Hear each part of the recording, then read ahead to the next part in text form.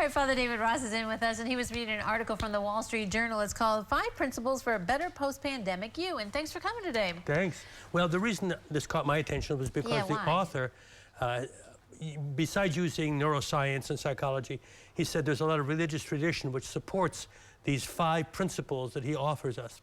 And I thought they're pretty good right now. Evidently, 1 in 5 persons today, actually pre-pandemic, 1 in 5 people in our country were experiencing some sort of clinical anxiety or depression. And it's only been exacerbated by the pandemic. And so he thinks that perhaps these principles that he offers are going to be beneficial. And I found it to be the case. So for example, he talks about being grounded. Grounded means getting an internal strength to get us through the stressful situations. So that's his whole premise, that we need to be grounded. Of course, this has a rich history and religious tradition as well. But the first point he makes is something that a good friend of mine here in town often says to me. Jim Bresson will often say, "It is what it is." It is what it is. In other words, accept where you are at that particular moment. Oftentimes what we tend to do is, we want to express what we want to do instead of what we are doing. And it causes a tremendous amount of stress in us. And so we're constantly battling ourselves and battling our egos, trying to find some sense of peace. The second thing he suggests is to focus on the present. He said there's a detriment to multitasking. Now, we've all learned that this is what you got to do today. A successful person is one, in my estimation, whom we, not in my estimation, but a lot of people will think a successful person is one who can multitask. He says, as you're grounded in the moment, he says, be devoted to the pursuit of what you, at that particular moment, of what you're doing, instead of thinking, well, I got to do this and this and this.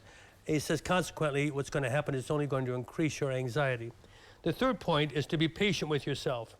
We do seek immediate success, don't we? Oh, yeah.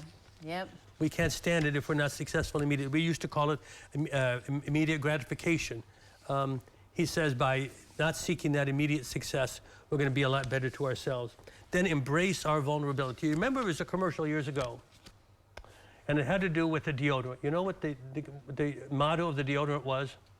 I forget. Don't let them see you sweat. Oh, yeah, yes. Don't let them see you sweat. So consequently, when we don't find that we're vulnerable, and we have to put on this front stage image, he calls it, this front stage image, we create significant amount of stress in ourselves. Sure, yeah. And finally, he says, we have to find community.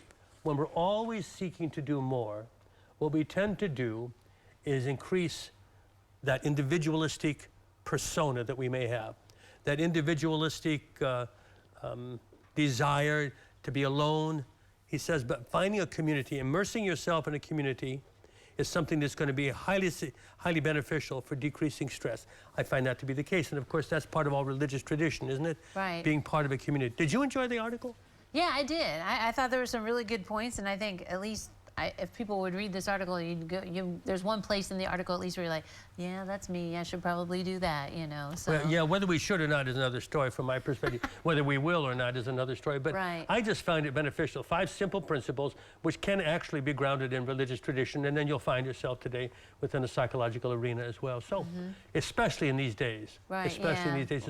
As he says, we're coming near the end of the pandemic. I'm not sure if that's the case. But, I mean, eventually, I mean, we'll get there, hopefully. Yeah, you want to be a better you after we come out of all of this. So, nice stuff. Good stuff. Happy Thanksgiving. Thanks for coming. Thanks very much. Thank you. All right, don't go away. New Edition continues in a moment.